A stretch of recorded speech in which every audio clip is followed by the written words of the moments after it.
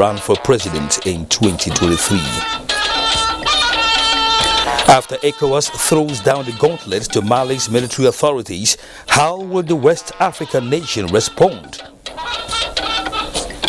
We are here live and direct in Yola, commencing to Garoua for the Nations Cup proper, and God willing, you know how we do it in 2013. We're bringing back the cup to Nigeria. Also tonight, big support to Nigerians storm Garoua in Cameroon to cheer the Super Eagles as they attempt to fly over the Pharaohs of Egypt in Africa Cup of Nations. Good evening. This is NTA Network News. I am Kenan Ima Abodike. Adela Komia Kere is in Lagos, while Ogochukwuka Ona joins from Benin. A former governor of Lagos State and chieftain of the All Progressives Congress, Senator Bola Ahmed Tinubu, has formally notified President Muhammadu Buhari of his intention to run for presidential election under the platform of the governing party. Senator Tinubu made this confirmation while speaking to journalists after an audience with the president behind closed doors. This puts to rest speculations about the presidential ambition of the former Lagos State governor. Categorical yes. I've informed the president of my intention, but I've not informed the Nigerians yet. I'm still consulting, and I have no problem consulting, and I've not set a parameter of limitation to the extent of how many people will I consult. You will soon hear all you want to hear. It's a categorical declaration. You've gotten that truth from me that I've informed Mr. President of my ambition. He is a Democrat. He didn't ask me to stop. He didn't ask me not to attempt and pursue my ambition. It's a lifelong ambition. I have the confidence, the vision, the capacity to build on the foundation of Mr. President and turn Nigeria better. State House correspondent Adamu Saba reports that during the engagement that lasted about 40 minutes, the President and Senator Tinubu also discussed issues relating to the state of the nation and the way forward. Think back. Let us be intellectually inquisitive as to the past and the present and what the future holds for Nigeria. At the time we came in, we did not pay the counterpart fund to start our rail line. Today, you enjoy the comfort of having rail from Lagos to Ibadan. You have the Kaduna, and you have the one for Kano still on the aggressive pipeline. You see excellent infrastructure. I just come from Azare, and I've seen good roads. The carnage of dying on motor vehicles is reducing, except, lack of compliance with a lot of Nigerian drivers and VIOs. APC chieftain Senator Ahmed Bola Tinubu speaking there. Now, Vice President Yemi Osinbajo midwifed a meeting between the 36 states, deputy governors and the management of the National Boundary Commission, stressing the need for regular interaction in the management of interstate boundaries. State House correspondent Jide Onifade reports. Deputy governors from the 36 states of the Federation converging at the conference center of the State House, along with the National Boundary Commission officials led by the Director General, Adamu Adaji. The meeting is at the instance of Vice President Yemi Osinbajo, who finds as alarming the rate at which border disputes and crises occur. So many lives and property have been lost in some of these clashes, and the Vice President feels this is unacceptable. I believe that bold, fair-minded, just and courageous patriotic leadership is required to ensure that border disputes are settled without politicization, without heightening tensions.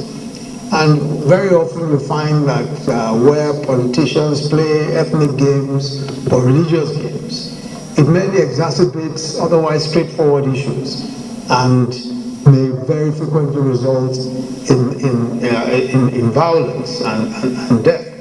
The role of the Boundary Commission is crucial in ensuring peaceful resolution of disputes, but the Commission must be a honest and trustworthy broker, the Vice President says. Because the Commission is a public resource whose credibility in dispute resolution is fundamental, we all have a duty to support the Commission, but also to keep it honest and on its toes all the time, because the role of the Commission is central to everything that we do in border dispute resolution.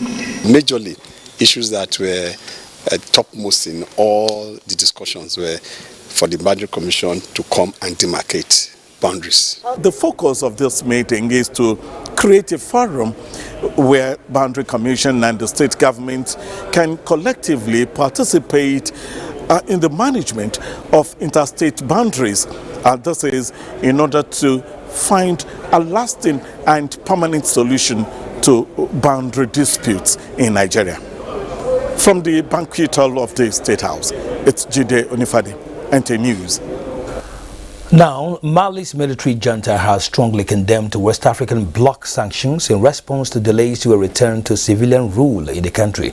Leaders of the Western African Regional Bloc, ECOWAS, imposed sanctions on Mali after the government announced a long delay to the elections originally planned for February. Justin Bem-Unyi brings us up to speed on the development in Mali. It all started when elements of the Malian armed forces began a mutiny on the 18th of August 2020. Soldiers on pickup trucks stormed the Soundiata military base in the town of Kati, where gunfire was exchanged before weapons were distributed from the armory and senior officers arrested. The soldiers detained several government officials, including President Ibrahim Boubacar Keïta, who resigned and dissolved the government subsequently. 5 corners appeared, led by Colonel Assimi Goïta, calling themselves the National Committee for the Salvation of the People. External pressures started mounting, especially from the region's bloc ECOWAS, which placed sanctions on the country. Assimi Goïta subsequently promised to restore civilian rule in February 2022. ECOWAS insisted that Mali hold elections in February. But the government then said it would only set an election date after holding a nationwide conference. On December 30, after Mali's reform conference ended, the government suggested a transition period of between 6 months and 5 years, starting from January 1, 2022. ECOWAS responded to Goïta's first coup in 2020 by shuttering Mali's borders, imposing trade restrictions, and suspending the country from its decision-making bodies. And now, the West Africa's main regional bloc has, after an extraordinary summit, announced it will close borders with Mali and impose sweeping economic sanctions in response to delays holding promised elections after a 2020 military coup. This was in response to a proposal from Mali's transitional authorities to hold elections in December 2025 instead of next month, as originally agreed. And swiftly in turn, Mali's military regime has strongly condemned these sanctions, including border closures and the trade embargo, saying regional leaders were allowing themselves to be exploited by foreign powers. The junta has now announced the recall of its ambassadors and the closure of its borders in a tit-for-tat move. Justin Bem-Unyi, NTA News. Joining us now is Paul Ejime, an international affairs analyst. Good evening and welcome to you. Thank you, Kenny. Happy New Year. Yes, the same to you. All right, let's quickly look at this issue because ECOWAS has started playing hardball on what looks like a cat and mouse game being played by Malian transitional authorities. Will these sanctions work? So, that is a big question, whether ECOWAS can walk the talk. But let's face it, the world and I think has no appetite for military rule. So what the junta is doing is just buying time. And what they are doing now, they have thrown, the kitchen sink. They've gone for broke, doing tit for tat with ECOWAS. But whether the sanctions will work is another issue. And one would have expected ECOWAS to approach this from a higher level of maturity. Knowing it's like a child that is becoming irritant, and then you need to bring them to what is ECOWAS looking for? Are you going to punish millions of people because of just a few military adventurists? That is the bigger question that ECOWAS should be looking at, and not just punishing these people. And this is unprecedented, by the way. It has never happened in the history of ECOWAS. And the point is, what is the end game? If you are going to get them to the table, is that the way to go? Knowing also that the ECOWAS leaders, some of them are not playing by the rules. They've been carrying out what you call political and constitutional coups. And the military has just come to bring in their own. Because these leaders will come hard and very strong against civilian protesters. But these people have the weapons. That is the difference. But ECOWAS can do without this type of, for a new year, for that matter. I think they should be looking at, ECOWAS should be more state-manly. Go ahead and then get these people to the table. And 5 years is out of the question. But if you are saying they cannot hold the election next month, has ECOWAS provided any timeline? Now that you have mentioned about the citizens themselves, the normal innocent citizens, these sanctions are becoming too hard on an already impoverished population. Where do we go from here? And that is the big question. Is ECOWAS, are the ECOWAS leaders looking at the big picture? Because this will hurt ordinary Malians the more. Already facing insecurity, bad governance, pandemic, COVID pandemic. So I think that should have run through the minds of ECOWAS leaders to say, well, listen, are we going to escalate or de-escalate this conflict? Because what they are doing now is that escalation. And you see the Malian military kicking, they have very little to lose, but the millions of Malians, and then the whole region, the region that is already, very restive and scared by insecurity. So what would you advise ECOWAS do now? I think they have to engage. Get these boys, get this. By the way, Goita is 37. And then it's like in a family, you have a child that is misbehaving. Do you use a sledgehammer to kill a mosquito? I think that strategy of engagement, of getting them to understand that what the routes they are towing, there is no thorough way there.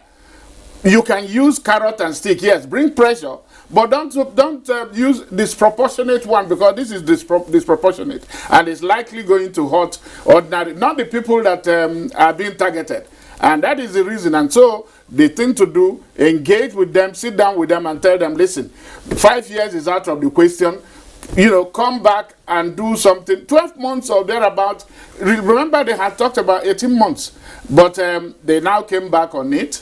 Of course, you cannot remove their intransigence and then the fact that they are playing their hands. They're just using this as a bargaining chip to see how far. ECOWAS should now play, the role of a father and say, well, yes, you are asking for this, but this is what I can give you. So one is saying that ECOWAS should use its authority, but don't use it in a way that will even throw away the baby with the bathwater. But finally, how do you see this face-off between ECOWAS and the military junta in Mali playing out? It's unnecessary, if you ask me. And that is because from the beginning, the strategy has not been that straightforward. These are two, bad faith actors.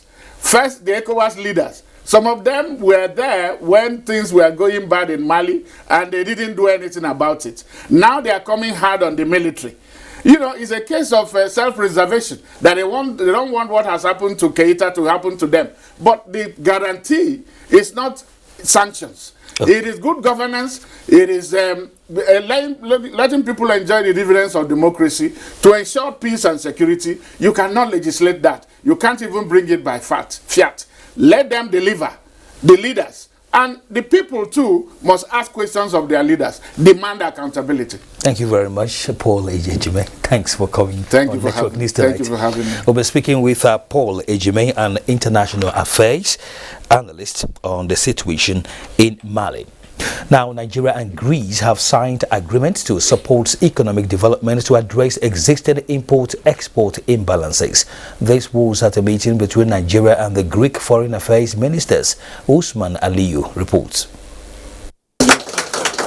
A new foundation to enhance what Greece and Nigeria see as great partnership. With centuries of relations and the present global challenges affecting economy and social life, foreign ministers of the two countries believe that close relations and cooperation are needed at this moment to gain a lot from each other.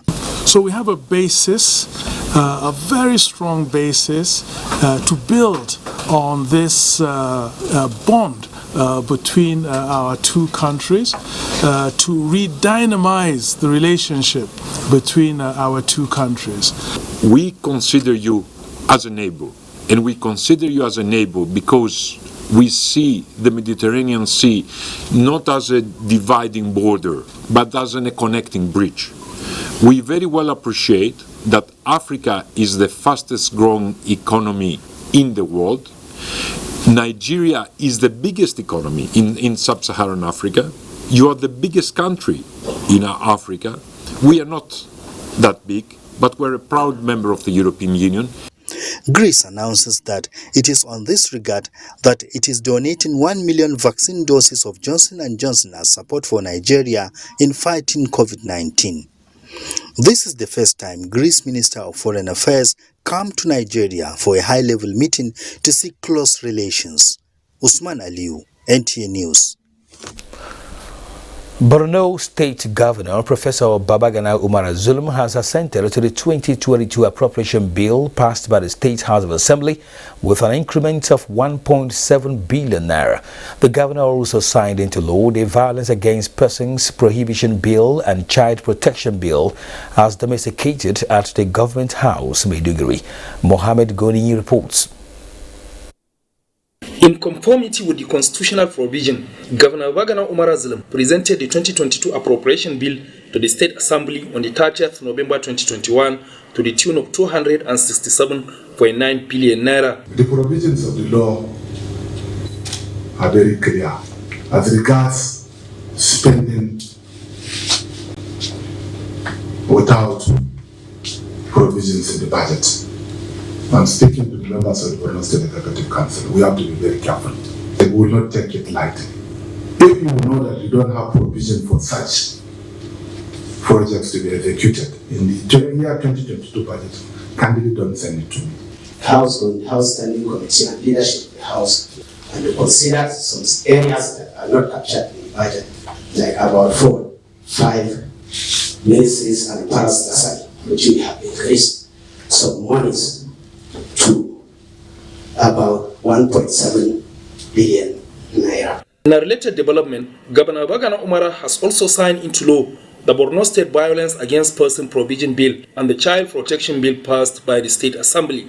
Attorney General and Commissioner for Justice Kakasho Lawan said both laws were passed by the National Assembly and urged state authorities to domesticate same in their various states. The state authority said the document was subjected to public hearing to conform with beliefs, cultural norms and values of the society before it was passed by the State Assembly. In Maiduguri, Mohammed Goni, NTA News. Federal government says it has facilitated the payment of all entitlements of workers of the Abuja Electricity Distribution Company (AEDC), as agreed in the Memorandum of Understanding signed by the National Union of Electricity Employees and other stakeholders last year for the suspension of industrial action.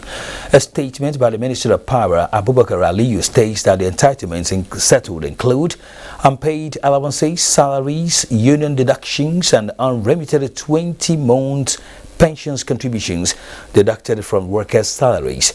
Minister of Power reaffirms the commitment of the Federal Ministry of Power to working with all stakeholders to ensure steady electricity supply and stability in the electricity industry. Federal government, he says, will continue to ensure that all the sector's players work according to the rules and guidelines. Federal Ministry of Power had in December last year intervened when AEDC workers embarked on a strike with a commitment to ensure all the demands are met. Now, President Muhammadu Buhari will undertake a one-day official visit to Ogun State on Thursday, January 13, 2022, to commission landmark projects undertaken by the state governor, Prince Dapo Abiodun. A statement by the special advisor to the president on media and publicity, Femi Adesina, stated that President Buhari will commission the 42-kilometer Shagamu interchange, Abeokuta Dual Carriageway, the new Koba Kape housing estate located on the Shagamu Abeokuta interchange, and the first phase of King's Court Estate Abeokuta, developed by the Ogun State Property and Investment Corporation (OPIC). President Buhari, who will use the opportunity of his state visit to interact with some stakeholders, will return to Abuja the same day. You're watching the NTA Network News. We'll pause for some messages. The news continues shortly. Do stay with us. Thanks for staying with us. The National Reconciliation Committee of the All Progressives Congress (APC) has appealed to members of the party in Osun State to allow the interests of the party take precedence in all their actions. Chairman of the committee, Senator Abdullahi Adamu, made the appeal during a reconciliatory meeting with stakeholders of the party in Oshobo. Femi Afariogun reports. Of the National Reconciliation Committee, led by Senator Abdullahi Adamu to Osun State, was to ensure fairness, equity, and justice among party members. We'll take the spirit of the submissions that were made to us by the petitioners and the spirit and construction of the responses that we got. By the grace of God, we will take the steps that will strengthen this party, strengthen this administration, and not the opposite. During the visit to the government house in Oshobo, leadership of the party in Osun responded and defended allegations of alienation raised by dissenting members of the party, known as the Osun Progressives Top. The governor expressed confidence in the ability of the National Reconciliation Committee to resolve all differences in the party with equity and fairness. I want to say that the people who consider themselves as top, they have every right to come back to the party. We're not saying no to them coming back. All we're saying is please show sincerity of purpose. We should work together in the interest of our party, in the interest of our government, and the interest of the state. Leaders of the party affirmed their commitment to unity and progress of APC in Osun. The committee had earlier met separately with aggrieved party members. In Oshobo, Femi Afariogun, NTA News. The federal government has inaugurated an interministerial committee to start towards the realization of the Nigeria Science, Technology and Innovation Television. This followed the granting of a license for the establishment of the television by the National Broadcasting Commission. The Minister of Science, Technology and Innovation, Dr. Obonaya Ono, who inaugurated the committee, is confident the science television will be a medium to be used to get Nigerians to appreciate the relevance of science, technology and innovation to nation building. This event starts the work that will lead to the realization of the Science, Technology and Innovation television station. The television programs will cover every aspect of our national life, including engineering, health and medicine, natural science, environment and wildlife, children's curiosity, science and society, agriculture, innovations, scientific heritage, and science policy. The committee is to look closely at the concept of the Nigeria Science TV, define the objectives and articulate the functions and mandates of the television station under specific terms of reference in 6 weeks. Chaired by the Permanent Secretary of the Federal Ministry of Science, Technology and Innovation, the committee has among other members representatives from Ministries of Environment, Agriculture and Trade, as well as agencies like the NTA, MBC, NASDRA, NCC and national academies. And talking education, public schools in Kaduna are adjusting to comply with the state government directives to operate 4 days a week.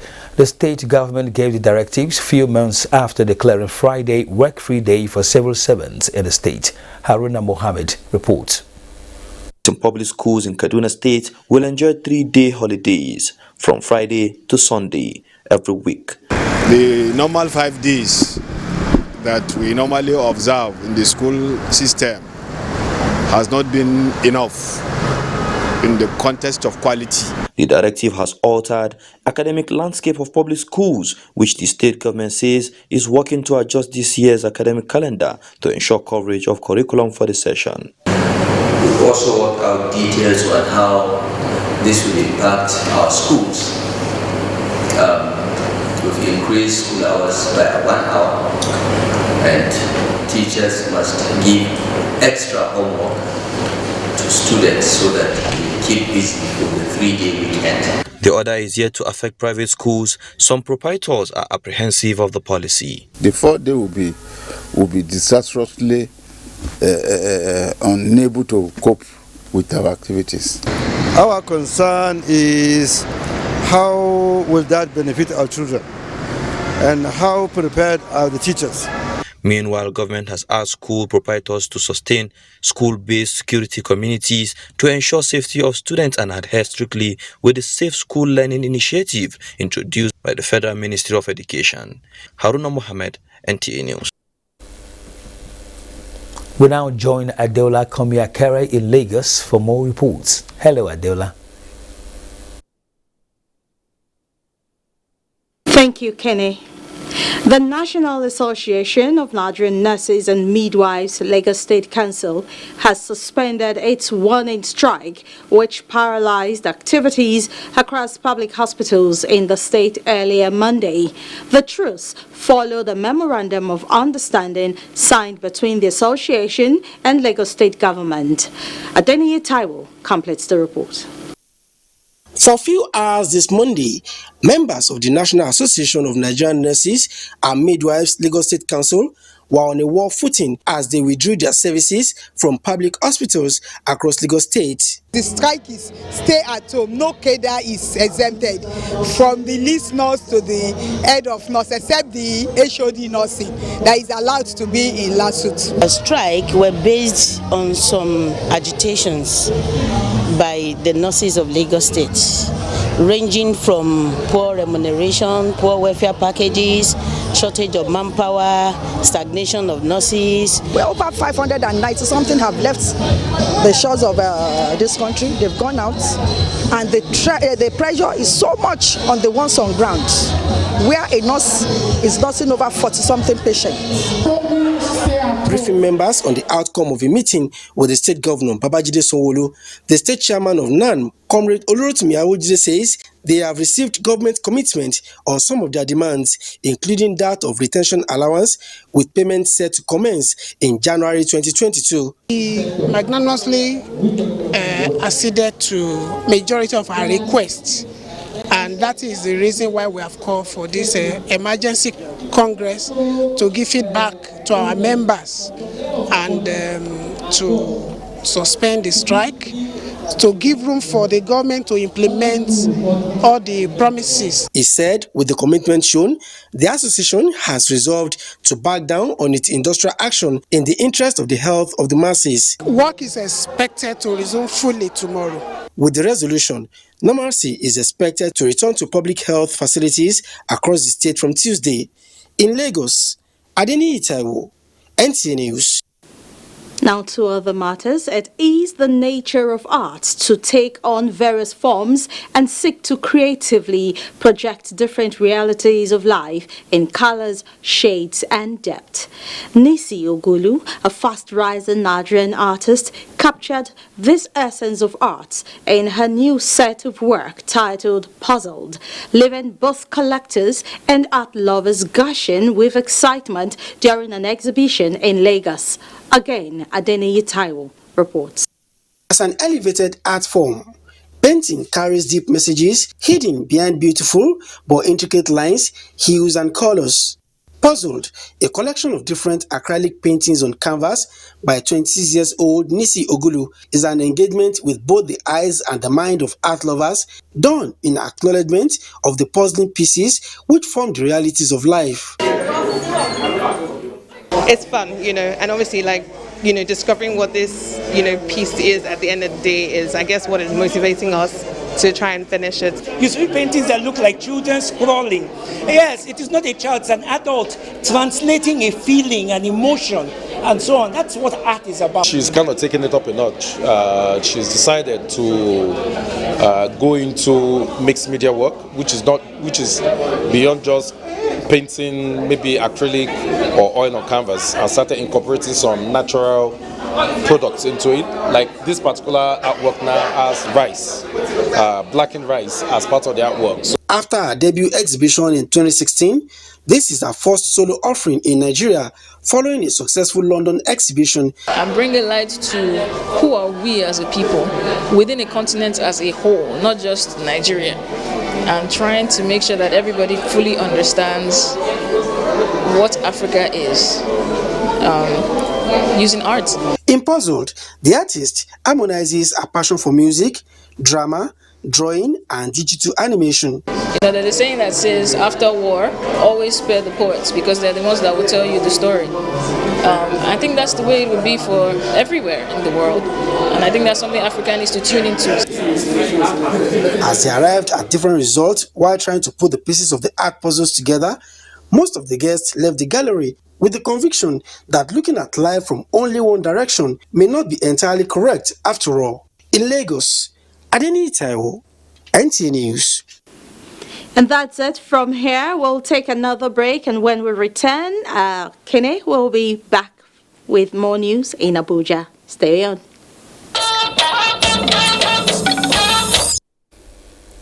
Welcome back. Up next is Business News with Musa Abubakar. Thank you, Kene. Let's start with securities. The Securities and Exchange Commission, SEC, has announced plans to launch a revised version of the 10-year capital market master plan in 2022 to reflect the dynamism of the market and developments in fintech, among others. This is as stockbrokers express support for the introduction of regulatory charges on fixed income securities by the regulator. Speaking on the revised master plan, SEC Director General Lamido Yuguda, in a statement, said as the year 2022 commences, the Commission is confident that the results of the various initiatives implemented will begin to gradually manifest, spurring developments in many aspects of the market. He expressed hope that as the restrictions of COVID-19 and its variants are eased up, the market will witness renewed confidence, expected to introduce fresh investment from domestic and foreign investors. He said some of the key initiatives to be pursued in 2022 are the repeal of the Investment and Securities Act 2007 and passing of the Investment and Securities Bill 2021 to align the enabling law with the realities and trends in capital market regulation and practice in Nigeria. Now to energy. Oil prices fell on Monday with supply disruptions in Kazakhstan and Libya. Brent crude fell 1.22% to $80.78 a barrel, and U.S. West Texas Intermediate crude was down 84 cents to trade at $78.07 per barrel.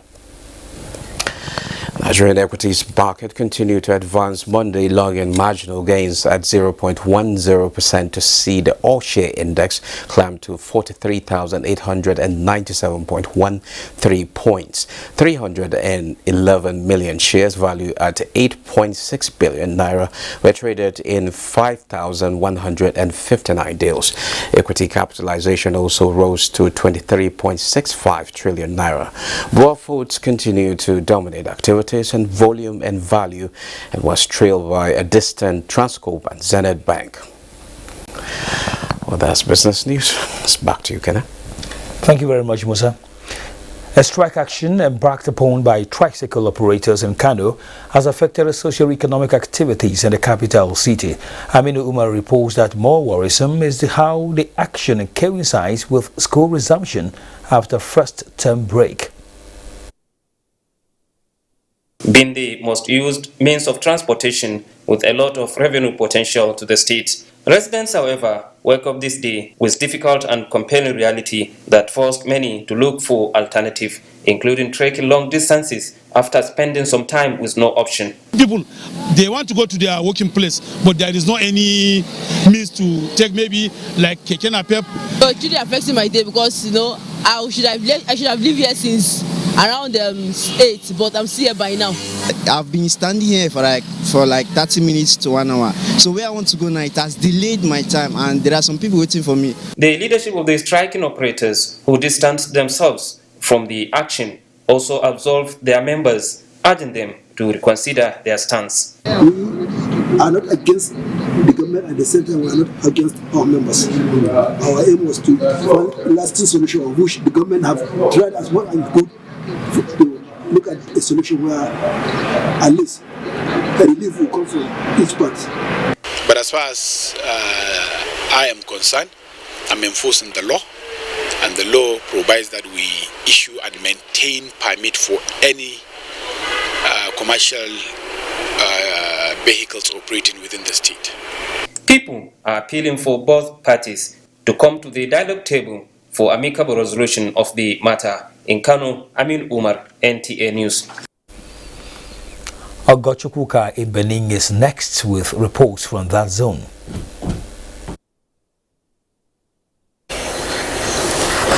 Thank you for joining us in Benin. Ondo State government has vowed that perpetrators of the alleged attack on Omolege community in Osel local government area of the state will not go unpunished. The state governor, Oluwarotimi Akeredolu, during a visit to the affected community, challenged security agencies to fish out and prosecute perpetrators. Abiola Ario reports. The scene at Omolege Junction says it all as lives and properties were allegedly lost to the attack carried out by unknown gunmen.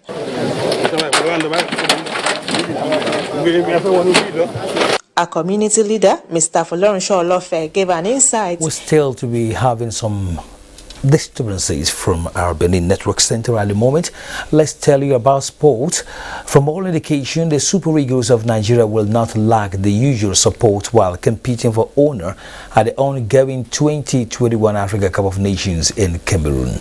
This is because over 200 Nigeria Football and Allied Sports Supporters Club have departed Yola at Damawa State to Garua, Cameroon, to cheer the Super Eagles to victory at the tournament. Simon Asha captured the departure and files in this report.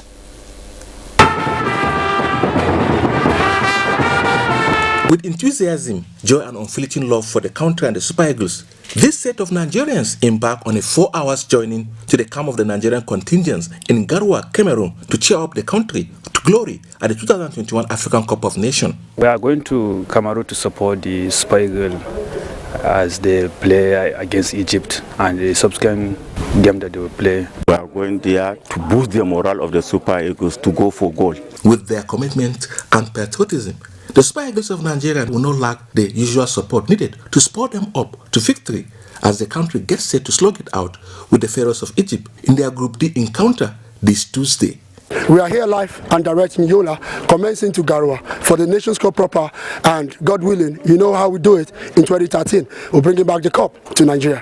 In support of the Super Eagles of Nigeria, all we wish them is joining Messi and a triumphant tournament for Nigeria. In Yola, Simon Asha, NTA News. Let's now go for some commercial messages. More news after that. The Economic and Financial Crimes Commission, EFCC, in continuation of the review of its operation activities for the year 2021, has disclosed that it recovered the sum of more than 150 billion naira. The monies recovered include a sum of more than $300 million and more than £1 million between January to December 2021. A statement by the head of media and publicity of the commission, Wilson Abuja, says the recovery basket also included a digital currency component with 5369571 Bitcoin and 0.09012 Ethereum. The headquarters operation dominated the recoveries with more than 67 billion naira, followed by the Lagos Command, which led the Naira recoveries with more than 70 billion naira, while the Kaduna Zonal Command emerged third in terms of recoveries. Giving an overview of the Commission's performance, the Executive Chairman, Abdul Rashid Bauer, explained that the monies included direct and indirect recoveries for the different tiers of government, corporate organizations and individuals within the year under review. Now, sports update. Hello and welcome to Sports Updates. Africa's #1 ranked team, Senegal, began their 2021 African Cup of Nations campaign with a 1-0 victory over Zimbabwe. Subduing the Zimbabweans was difficult for the Senegalese team in the 90 minutes of play. However, a penalty from Sadio Mane in added time was all that was needed to give Senegal their much-needed 3 points. In other results of March Day 2, Guinea defeated Malawi by a lone goal as Morocco beat Ghana with the same scoreline. The 2021 African Cup of Nations enters Day 3, Tuesday, where the Super Eagles of Nigeria will again test their strength against the Pharaohs of Egypt. Both countries have traded blows 10 times in the AFCON, and the Super Eagles have been the better side with 4 wins. Egypt, 3 wins, and 3 games have ended in draws. Other fixtures for Tuesday include the defending champions Algeria taking on Sierra Leone, while Sudan will face Guinea-Bissau. In the meantime, football stakeholders in Abuja have called for a review of the plan to use the Area 10 football pitch for agricultural purposes. According to the stakeholders, while briefing journalists in Abuja, the plan will negatively affect football development, not just in the FCT, but Nigeria in general.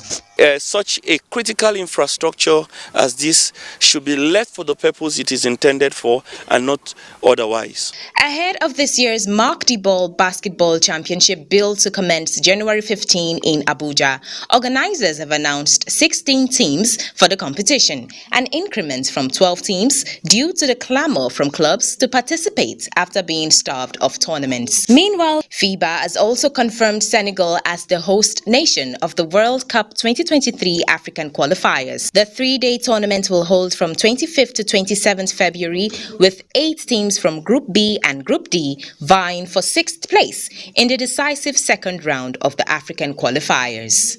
That's all from the sports desk at this hour. I am Cynthia Ogun, NTA News.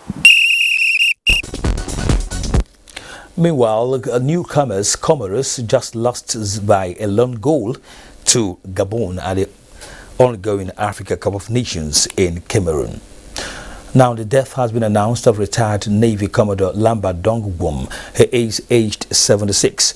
Commissioned into the Nigerian Navy in 1968, late retired Commodore Wom was a regular Course 2 officer from the Nigerian Defense Academy. He was a one-time Minister of Internal Affairs, Transport, Culture and Tourism and Social Welfare. A statement from the family indicates that his remains will be laid to rest on Wednesday, 12th January by 10 in the morning after a funeral service in his compound, Koros Bowl, in Barikin-Ladi local government of Plateau State, and will be strictly family affair. Meanwhile, the Director General of the Nigerian Television Authority, Yakubu Ibn Mohammed, who is also the Tafidan Jos, has condoled with His Royal Majesty Dan Jacob Gyang Buba Bongom Jos over the demise of retired Navy Commodore Lamba Dong Wom. In a statement, the DG NTA recalled the outstanding performance of late retired Navy Commodore Lamba Dong Wom as Minister of Internal Affairs, Transport, Culture and Tourism and Social Welfare. In the statement, the Tafidan Jos also extended the condolences of the NTA to the immediate family, urging them to keep his memory alive by living up to his lofty ideals. Let's take weather report for Tuesday. Time for Tuesday's weather forecast. Mist and fog patches are likely over the coastal cities of the south, which will lift at sunrise. Partly cloudy to cloudy conditions over part of inland and the coastal belt of the country. Sunny and hazy over the northern region and north central, with continuous appearance of mid-latitude trough, deepening of heat low and moisture influx into the country. Localized thunderstorms are likely over the coastal cities of the south and part of inland of the south. Hazy and sunshine interval will remain the same throughout the forecast period over the northern region and north central. And that's our bit for Tuesday's weather forecast. I remain Suleiman Green. Thank you for watching and bye for now.